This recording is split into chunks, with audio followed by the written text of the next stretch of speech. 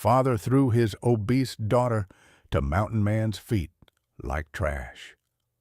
What he did next shocked everyone. Take this fat sow off my hands, free. Jeremiah Carter's roar split the autumn air of Blackwater's market day, turning the clamor of haggling into a ring of gawkers. He dragged his daughter into the square like unwanted freight, a frayed rope chafing her neck. Rosalie, 23, knelt in the dust, cheeks wet, breath snagging in little sobs as laughter popped around her like firecrackers. Men with cider-sour breath jeered that she would break a wagon axle, that a bed built for her would need barn beams.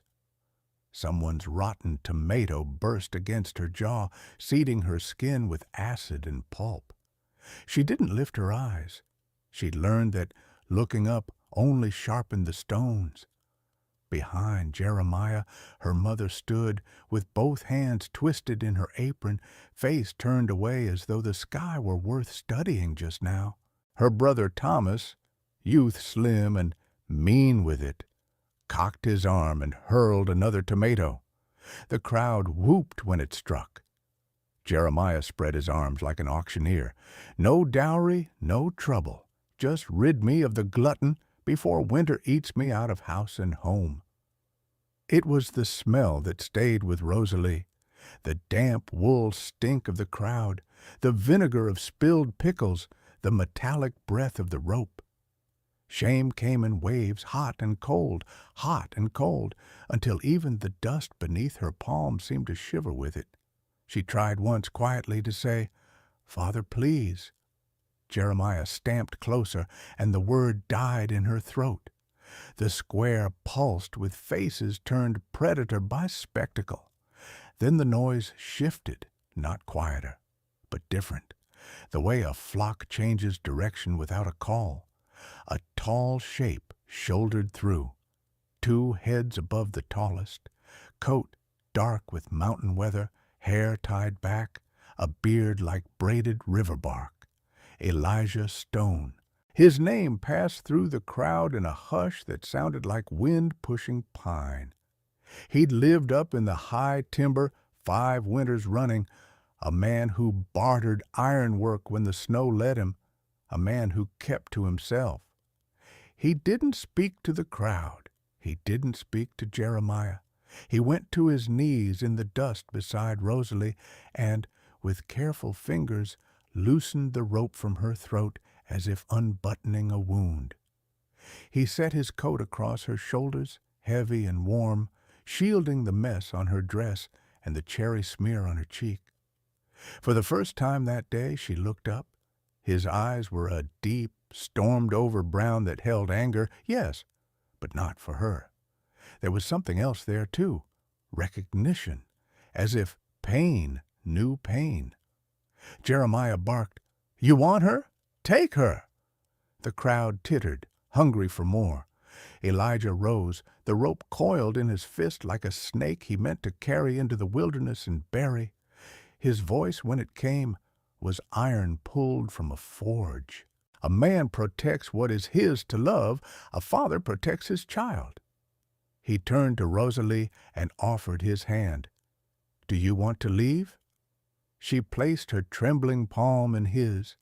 The square held its breath. Somewhere a stall bell chimed, small and bright against the weight of everything. Rosalie's fingers still tingled from his touch as Elijah led her away from the jeering crowd. Behind them, Jeremiah's drunken laughter echoed through the market square, but it faded beneath the heavy rhythm of Elijah's boots on the dirt road. He didn't speak, neither did she. Every step felt like crossing a line between one life and another, from humiliation into something unknown. They stopped at the edge of town, beside a rail fence silvered by years of sun. Elijah turned to face her. "Do you have anywhere to go?" he asked, voice rough but steady. She shook her head, eyes cast down. "No, I was never allowed to leave home. He said no one would ever want me." The words spilled out, trembling and small. Elijah's jaw tightened. He'd seen cruelty before, in men, in war, in the frozen hunger of mountain winters, but the way this woman's spirit had been broken by her own kin carved a new scar into him. "Then you'll ride with me," he said simply, untying his horse from a hitching post. The stallion was black as storm water, enormous, yet it bowed its head gently when Rosalie reached to touch its muzzle. "His name's Gideon," Elijah added. "He won't harm you." Rosalie hesitated. "Why are you helping me? You don't even know who I am." Elijah looked past her, toward the town where laughter still drifted faintly on the wind. "I know enough," he said. "I know what it's like to be left behind by people who should have loved you." She didn't understand his meaning then, but she would. He lifted her onto the horse as though she weighed nothing at all. The warmth of his coat still wrapped around her shoulders, smelling faintly of pine smoke and leather. As he climbed up behind her, one arm circled her waist. Not possessive, not pitying, just steady. "Hold on," he murmured, and Gideon began to climb the mountain trail. The world shrank to the rhythm of hooves and wind. Trees closed around them, tall and ancient, their needles whispering secrets overhead. The chill bit through Rosalie's torn dress, but the solid heat of Elijah's chest behind her made her feel, for the first time in her life, safe. When they reached a small clearing by a river, Elijah dismounted and helped her down. She stumbled, legs numb from fear and exhaustion. He steadied her with both hands. For a heartbeat, their eyes met, his gaze firm, hers uncertain, and something unspoken passed between them. "Sit," he said, gesturing to a fallen log. He knelt by the riverbank, dipped a cloth into the cold water, and brought it back to her. "Here, let's clean this off." Rosalie flinched as he lifted the damp cloth toward her face, but his touch was gentle, almost reverent. He wiped away the dirt, the dried tomato pulp, the tears. "No one should ever treat you like that," he said quietly. "Not a father, not anyone." Her throat ached. "You shouldn't have interfered. Now they'll hate you too." Elijah huffed a low breath that might have been a laugh. "Let them. I've been hated by better men." The sun slipped behind the ridge, and cold began to crawl out of the ground. Elijah built a small fire, moving with the efficient grace of a man who'd done it 1,000 times. Sparks rose and disappeared into the darkening sky. He handed her a piece of bread and dried venison. She hadn't eaten since dawn. When she whispered, "Thank you," he only nodded. They sat in silence, the river whispering nearby. After a long while, she spoke again. Will you take me back?" His head turned sharply. "Back? To him?" She shook her head, the firelight flickering in her eyes. "No, I just meant back to any town. I don't want to be a burden." Elijah looked into the fire. "You're not a burden," he said, but the words carried a weight he didn't explain. Then softer, "I'm taking you to my cabin for the night. After that, we'll see." He didn't tell her that he feared what might happen if he cared again, or that the face of another woman, long buried in his memory, had flickered across his mind the moment he saw Rosalie's tears. Rosalie wanted to ask more, but the exhaustion won. Her eyes grew heavy as the fire crackled. Elijah spread his blanket over her shoulders and sat beside her, his back to the night. He didn't sleep, not because he didn't trust her, but because he didn't trust the world. Somewhere in the darkness, an owl called, lonely and hollow.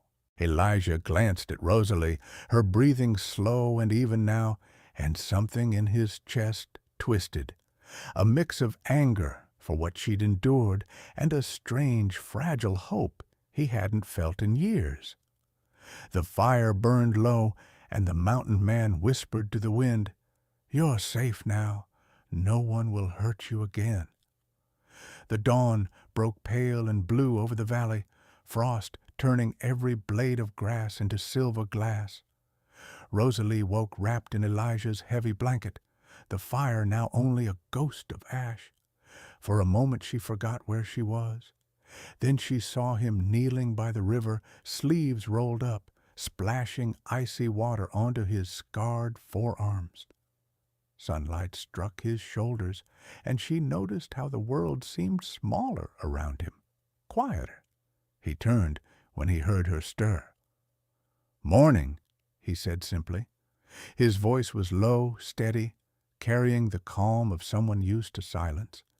He handed her a tin cup of steaming tea, dark and bitter, but warm enough to thaw the fear in her chest. They packed without words. Elijah's movements were precise, rolling blankets, tying bundles, checking the rifle slung over Gideon's saddle. Rosalie, uncertain of her place, offered to help, but he shook his head. "You'll ride. The trail's steep." "I can walk," she murmured. He looked at her, one brow lifting. "You could, but not fast enough if the weather turns." There was no arguing with that. She climbed up, skirts bunching awkwardly. When he mounted behind her, the horse shifted under their weight, but didn't complain. The mountain man's arm circled her waist again, firm but careful, as though she might break if held too tightly. The climb began. The path wound through fir and pine, up into the high ridges where snow lingered even in autumn. Each breath stung Rosalie's lungs. Her cheeks burned with cold, but she didn't complain. She'd learned silence was safer, though with Elijah the silence felt different. Not punishment, not rejection, just space. When the wind rose, he pulled the collar of his coat around her throat. When the trail narrowed to a cliff edge, he leaned forward and said softly, "Hold on." And she did, to the saddle horn, to the moment, to the strange sense of belonging that began to bloom despite everything. Hours passed. They crossed a stream where ice crusted the stones, and Elijah dismounted to lead the horse through. He walked barefoot in the freezing water, holding Gideon's reins with one hand, steadying Rosalie with the other. His skin turned red from the cold, but he didn't flinch. When she gasped, "You'll freeze," he only said. "I've known worse winters." She realized he wasn't boasting, just stating a fact, as if pain were something ordinary to endure.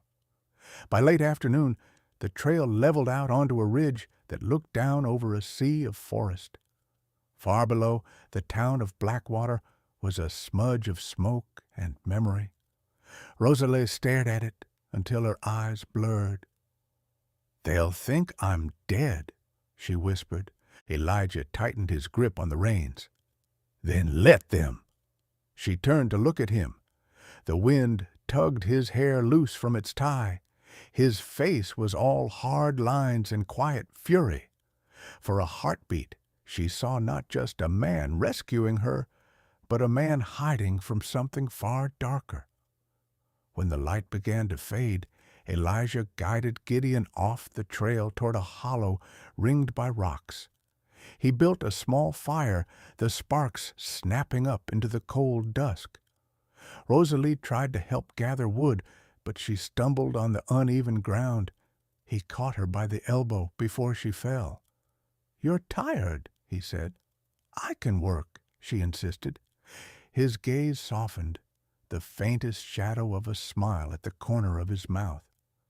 "I don't doubt that, but work comes later. Tonight, you rest." she sat near the fire as he roasted strips of dried meat on a skewer. The smell made her stomach growl, and he pretended not to hear it. When he handed her a portion, she murmured another small "thank you," and he answered, "You don't owe me thanks." The meal passed in silence, broken only by the crackle of pine resin. Above them, stars appeared like lanterns poked through black velvet. Rosalie watched Elijah's face in the firelight, the way it flickered between strength and sorrow. She wanted to ask who he'd lost, why he'd chosen to live alone among the mountains, but something in his stillness told her not to pry. Instead, she whispered, "I never thought I'd see kindness again." Elijah didn't look up. "It's not kindness," he said. "It's decency. The world would be less cruel if more people remembered the difference." The words sank deep, heavy with meaning she didn't yet understand. When she began to shiver, he unfastened his coat and draped it around her shoulders again. "Keep that," he said. "You'll need it." "What about you?" "I've got another blanket." But she saw the truth later when she woke in the middle of the night to find him sitting by the dying fire, coatless, the mountain wind cutting across his shirt. He was awake, staring into the darkness beyond the trees. For the first time, Rosalie wasn't afraid of silence. She lay back down and closed her eyes, whispering a prayer, not of fear this time, but gratitude. At dawn, they would continue climbing toward the hidden cabin where Elijah had buried his past. She didn't know that yet. She only knew that with every mile away from Blackwater, the ache inside her chest loosened, replaced by something fragile and new, hope. By the third day, Rosalie's body ached in every muscle, but she didn't complain. The higher they climbed, the wilder the world became. No roads, no fences, no trace of mankind, only whispering pines and the deep silence of snow.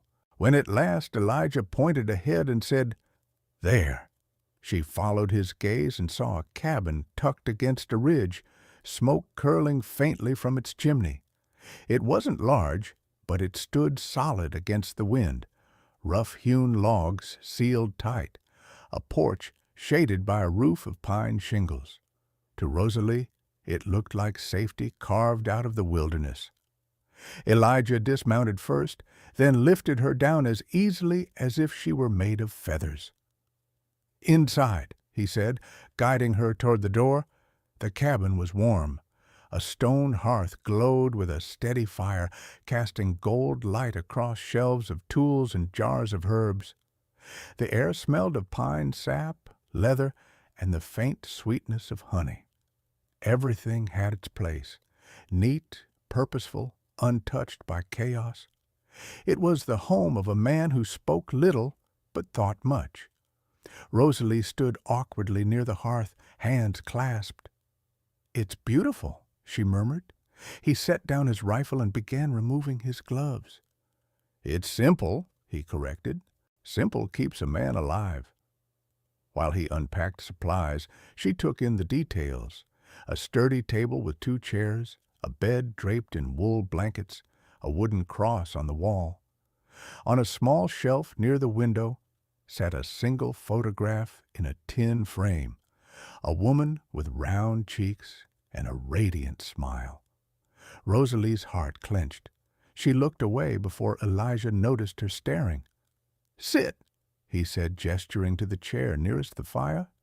"You're trembling." "I can help," she protested. "Please, let me. You've helped enough by surviving."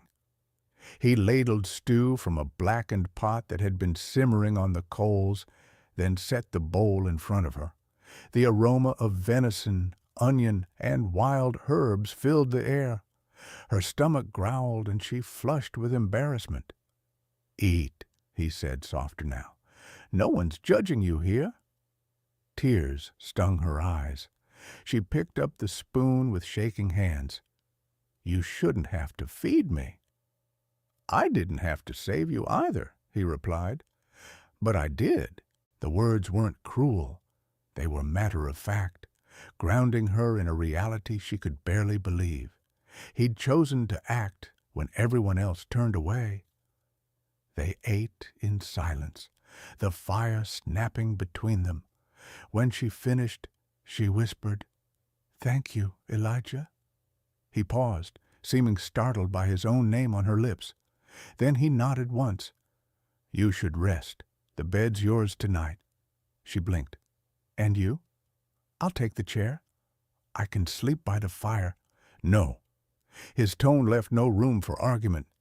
"You've spent enough nights cold." He turned away to stoke the fire, and she watched the tension in his shoulders, the way his hands lingered near the flames like a man who'd been cold for years. That night, Rosalie lay beneath the heavy wool blanket, the crackle of the fire lulling her toward sleep. She thought she heard him whisper something in the dark, a name, maybe. But when she opened her eyes, he was sitting in the chair by the window, watching the snow fall with that same far-off look. In the morning, she awoke to the smell of coffee and wood smoke. Elijah was outside splitting logs, each strike of his axe rhythmic and sure. She pushed the door open, stepping into the biting air. "Can I help?" she asked. He didn't stop swinging. "You'll freeze." "I won't." He studied her for a moment, then handed her a smaller hatchet. "Fine, start with kindling, but mind your fingers." The handle felt heavy and unfamiliar. Her first swing barely dented the wood. The second bounced off completely. Elijah watched silently, arms crossed. When she finally managed a clean split, he gave a slow nod. Better. For the first time in days, she smiled, a small, uncertain smile, but real. As days turned into weeks, Rosalie learned the rhythm of mountain life. She fetched water from the stream, hung herbs to dry by the window, mended torn sleeves. Her hands blistered, her back ached, yet a quiet pride grew in her, the pride of surviving where she'd once been told she couldn't. Every evening, Elijah returned from hunting or trapping, boots caked in snow. She always had the hearth burning and supper waiting.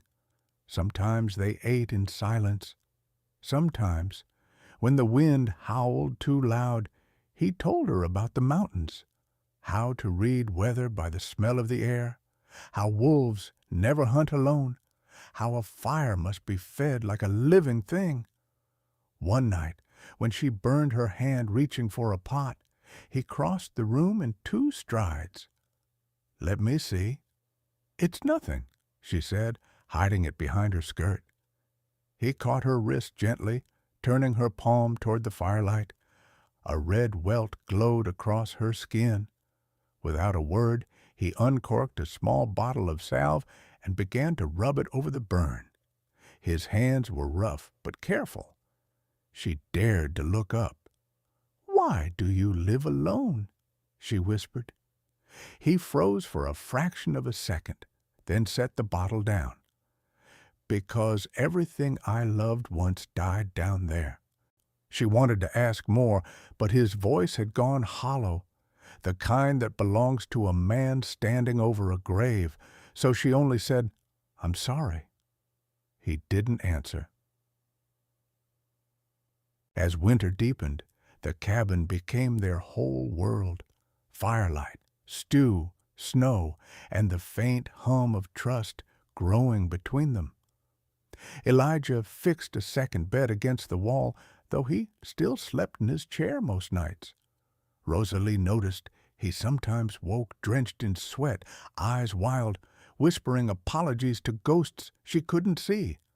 One dawn, she found him outside, sitting on the porch steps, watching the horizon turn pink. She wrapped his coat around her shoulders and sat beside him. "You dream of her, don't you?" she said softly. He looked at her then, really looked. The walls around his heart seemed to shift. "Her name was Hannah," he said. "My wife. She died bringing our child into the world. The doctor said she was too big, that it was her fault." His jaw clenched. "It wasn't." Rosalie's breath caught. "I'm sorry," she whispered again, but this time it carried weight, not pity, but understanding. For a long time, neither spoke. Then Elijah said quietly, "You remind me of her. The way you fight to keep standing, even when the world tells you not to." Rosalie turned away, eyes burning. "Then maybe she's the reason you found me."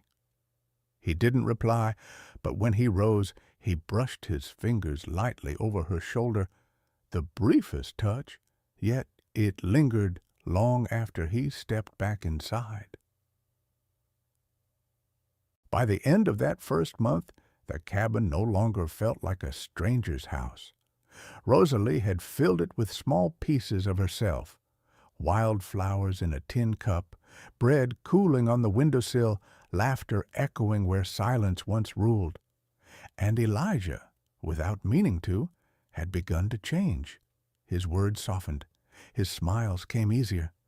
One night, as snow fell thick outside, he handed her a carved wooden comb. "For your hair," he said awkwardly. Rosalie blinked, speechless. "You made this?" He shrugged. "Seemed you needed one." She turned the comb in her hand, tracing the delicate engravings. A mountain flower, carved with surprising tenderness. When she looked up, his gaze met hers across the firelight. Something warm passed between them, something neither of them dared name yet. Outside, the storm raged. Inside, two souls long forgotten by the world sat close to the fire, and for the first time both believed that perhaps love could bloom again, even in the coldest place on earth. The mountain held its breath that winter. Snow piled against the cabin walls like white stone, and the silence between Rosalie and Elijah grew thick with things neither of them dared to say.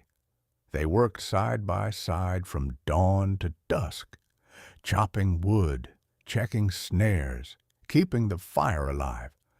But beneath every glance and every shared meal lingered a tension neither could escape. Sometimes Elijah caught himself watching her. The way her laughter slipped out when Gideon nuzzled her shoulder, or how she hummed softly while kneading bread, a tune he hadn't heard since Hannah. It wasn't the same melody, but the feeling was warm, human, dangerous. He told himself he wouldn't make the same mistake again. Love was a wound that never healed, but Rosalie was patient, gentle, relentless, in the quiet way snow softens stone. She never asked for affection, only belonging, and the more he resisted, the more she became the heartbeat of the cabin. One morning, Elijah found her standing by the table with a folded piece of paper in her trembling hands. "I found this in your desk," she said softly, holding it out. It was yellowed with age, a letter, sealed but never sent. He froze. The handwriting was his. Rosalie hesitated. "I wasn't prying. I was dusting, and it slipped out." Elijah took it from her, eyes dark. "You shouldn't have touched it." Her breath caught. "I know. I'm sorry. I saw her name. Hannah." For a long time, he said nothing. The wind moaned against the cabin walls. Then he set the letter down and spoke quietly, as if confessing to the ghosts around them. She wanted to move away from town, start over. I told her no. Said the mountains were safer, that I could protect her here. She died because I thought I knew best. He rubbed his scarred knuckles. That letter was my apology. Too late to send. Rosalie stepped closer, her voice trembling. "You couldn't have known." His head snapped up, eyes flashing. I was her husband. It was my job to know. The anger in his tone wasn't for her, but it hit her all the same. She flinched. He saw it and exhaled hard, shame cutting through his temper. I didn't mean— It's all right, she whispered. I understand. But she didn't. Not yet. The next days passed colder than the weather outside. Elijah avoided her eyes. Rosalie worked in silence, fear gnawing at her heart that she'd ruined the fragile trust between them. Then one afternoon, while collecting firewood, she heard voices echoing from the ridge below, harsh, familiar. Her blood ran cold. Jeremiah Carter. Rosalie dropped the bundle of sticks and ran back toward the cabin, skirts catching on the snow. Elijah met her at the door, rifle already in hand. What is it? My father. He's here. And Thomas. He stepped outside, jaw tight. Down the slope, 4 figures approached, Jeremiah and Thomas, flanked by 2 rough men with pistols on their belts. Jeremiah's face was red with drink and fury. There she is, my worthless daughter, hiding with a mountain hermit like some whore. Elijah's hand flexed on the rifle. Watch your tongue. Thomas sneered. She belongs to us. You can't keep her. She's not property. Law says otherwise, Jeremiah slurred. A woman unwed, living with a man, that's indecency. The sheriff'll see it my way. Elijah's voice dropped to a low growl. You'd bring law into this, after what you did to her in that square? Don't act high and mighty, woodsman, Jeremiah spat. You think you're better than us? You think she's pure now? Everyone in town knows what kind of filth you dragged home. Elijah's eyes hardened to steel. Leave, Thomas smirked. Or what? The answer came in a flash of motion. Elijah cocked his rifle, the click echoing like thunder in the cold air. Or I bury you before the snow does. For a moment, no one moved. Then Jeremiah barked a laugh. You can't hide her forever. We'll be back with men who wear badges. They turned and trudged down the ridge, their threats scattering into the wind. When Elijah turned back, Rosalie stood in the doorway, face pale. They'll come again, she said quietly. I know. They'll tell the sheriff. They'll say you kidnapped me. Then we'll be ready. That night, she couldn't sleep. She watched the fire burn low and thought of everything she'd escaped and everything she'd brought to Elijah's door. He'd saved her life, and now she might destroy his. She rose quietly and began packing her things, a shawl, a loaf of bread, the wooden comb he'd made her. Her fingers shook, but her mind was steady. Leaving was the only way to protect him. When she opened the door, the wind howled in like a warning. Where do you think you're going? Elijah's voice came from the shadows. He stood by the hearth, rifle leaning against his shoulder. She froze. I have to go. They'll hurt you because of me. He stepped forward, the firelight carving his features in bronze and sorrow. You think I'd let them take you? Her tears spilled. I can't be the reason you lose everything again. Elijah stopped inches away. Rosalie, he said, voice low, raw. You're not the reason I lost Hannah. You're the reason I can breathe again. She shook her head. You don't mean that. I do. I meant it the first day I saw you kneeling in that dust. The words broke something inside her. She pressed her hands to her face, sobbing silently. Elijah reached out, hesitated, then gently pulled her into his arms. For the first time, she didn't tremble from fear. He whispered against her hair, Let them come. I've already buried one life. I won't bury another." Outside, the wind screamed over the mountain ridge, carrying their secret into the darkness. Inside, by the fire, a man who thought he'd forgotten how to love held a woman who'd never known she deserved it. And for a fleeting moment, they both believed they might survive what was coming. The next morning broke heavy and gray, the kind of sky that promised violence. The air tasted of metal, sharp and still. Elijah was already awake, sitting by the window with his rifle across his knees. Rosalie could tell he hadn't slept. The fire had burned down to embers, and the smell of cold iron filled the cabin.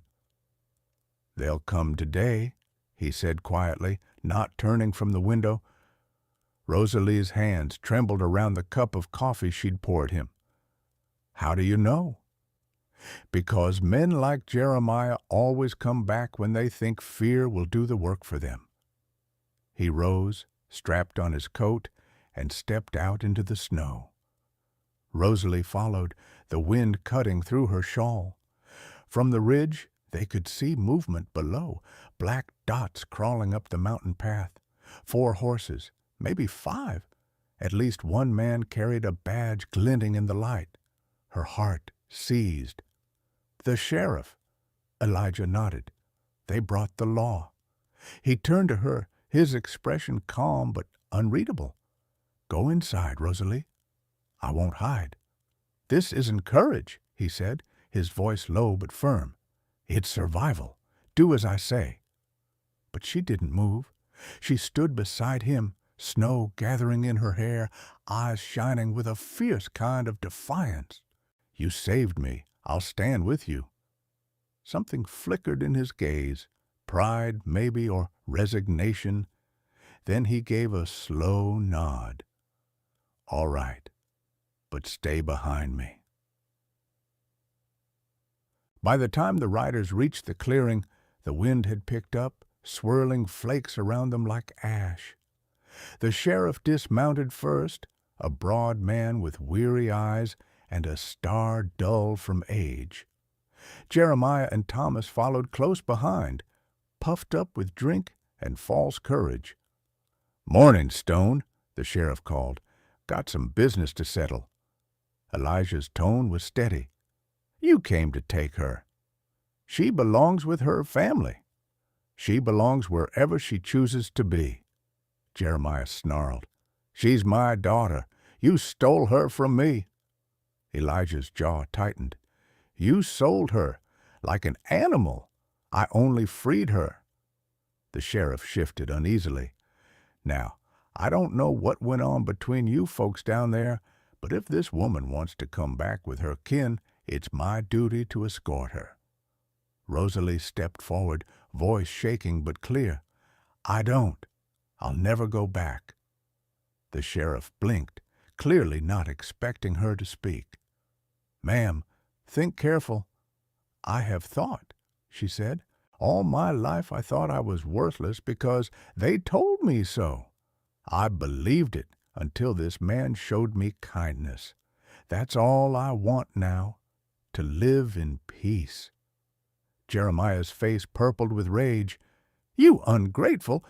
He lunged forward, hand raised. Elijah moved faster than the sheriff could blink. He stepped between them, catching Jeremiah's wrist mid-air, twisting until the older man cried out. "Touch her again," Elijah said, voice like gravel, "and I'll break more than your hand." Thomas drew his pistol, panic bright in his eyes. "Let him go!" The sheriff shouted. "Put that down, boy!" Too late. The shot cracked, slicing through the snow-laden air. Rosalie screamed. Elijah staggered back, clutching his shoulder, blood blooming through his coat. The sound of Gideon's terrified whinny split the silence. Before anyone could move, Rosalie darted inside the cabin. Moments later, she burst out holding Elijah's rifle. Her hands trembled, but her aim was steady. "Stop!" she shouted. "All of you!" The sheriff froze. Thomas hesitated, gun wavering. Jeremiah stumbled backward, eyes wide with sudden fear. "Drop it," she said to Thomas. "Now!" He obeyed, the pistol sinking into the snow. Rosalie rushed to Elijah's side, pressing her hand against the wound. He was pale but conscious, his voice a whisper. "You're shaking." "I've got you," she said through tears. "I won't let them hurt you." The sheriff cleared his throat, hat in hand. "I've seen enough. Jeremiah Carter, you're lucky he's alive. You and your boy ride down this mountain and don't come back. This woman stays here, by choice, by law, by God." Jeremiah tried to protest, but one look at the sheriff's face silenced him. He spat in the snow, muttered a curse, and mounted his horse. Thomas followed, head low. The sheriff tipped his hat to Rosalie, then turned and rode after them, leaving only the hiss of the wind behind. When the sound of hooves finally faded, Rosalie turned back to Elijah. His eyes fluttered open, dazed but warm. You stood your ground," he murmured. She smiled through tears. "I learned from you." He winced, the pain twisting his features. "Remind me never to argue with you again." Rosalie laughed softly, a sound that seemed to heal the cold itself. "You can argue, but you'll still lose." Elijah reached up, brushed a strand of hair from her face with trembling fingers. "Then I'll gladly lose to you." She bent down and kissed his forehead, whispering, "You won't lose me, not now, not ever." And outside, the mountains, silent witnesses to their defiance, stood watch as the snow began to fall again, blanketing every scar, every drop of blood, every past sorrow, beneath a quiet, forgiving white. The storm passed slowly, leaving behind a silence so pure it felt like the world was holding its breath. Days later, when Elijah could finally move without pain, the snow around the cabin had hardened into crystal, shining beneath the pale winter sun. Rosalie was sitting by the hearth, mending the torn sleeve of his coat. Every so often she looked up at him, the color back in his cheeks, the steadiness in his eyes, and her heart swelled with something deeper than relief. It was love, quiet but unshakable, the kind that had been born not in comfort, but in fire. Elijah watched her too. He thought of the day he'd first seen her, kneeling in the dust, humiliated before the world, and how that image had burned itself into him, not because of her shame, but because of the strength it took for her to still lift her head afterward. He had rescued her, yes, but somehow she had rescued him far more. That evening, when the wind died down, Elijah stepped outside. The world stretched white and endless, the forest glittering like 1,000 small stars. He heard the door creak behind him, and Rosalie's footsteps crunch softly in the snow. "Beautiful, isn't it?" she said. He nodded. "You'd never know how cruel the world below could be." She slipped her hand into his, her fingers warm despite the cold. "Maybe that's the point. We can't change what's down there, but up here we can build something new." He looked at her then, really looked. The woman who'd once trembled under the weight of other people's cruelty now stood tall, her eyes reflecting the firelight from the cabin. She had found her voice, her courage, her peace, and somehow in loving her, he'd found his own. "You're safe here," he said quietly, "if you'll have this place as your home." Rosalie smiled, tears brightening her lashes. "Home isn't the cabin, Elijah. It's you." He drew her closer, wrapping his arm around her as the wind began to hum through the pines again. They stood like that for a long time, two shapes against the wide white of the mountains. Two souls who had once been broken, now learning how to heal together. No promises of forever were spoken. No vows needed to be repeated. The mountains, the snow, the quiet, they were witness enough.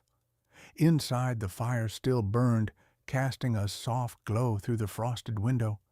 Outside, the stars began to pierce the clouds one by one until the sky was full again. Elijah lowered his head, his voice barely more than a whisper. "You're home now, Rosalie, and so am I." And high above the world that had once mocked and betrayed them, the mountain kept its secrets. The story of a man and a woman who had turned pain into love and loneliness into belonging. Every time I share a story like this, I'm reminded that kindness can change the course of a life, sometimes even save it. Somewhere in the world, someone like Rosalie still believes they're unworthy of love, and someone like Elijah still hides behind silence and grief. If this story reached your heart tonight, tell me where you're listening from. Because across mountains, oceans, and time, these tales remind us of one truth, that love, once found, can heal even the deepest scars. Stay a while. The next story might just be the one written for you.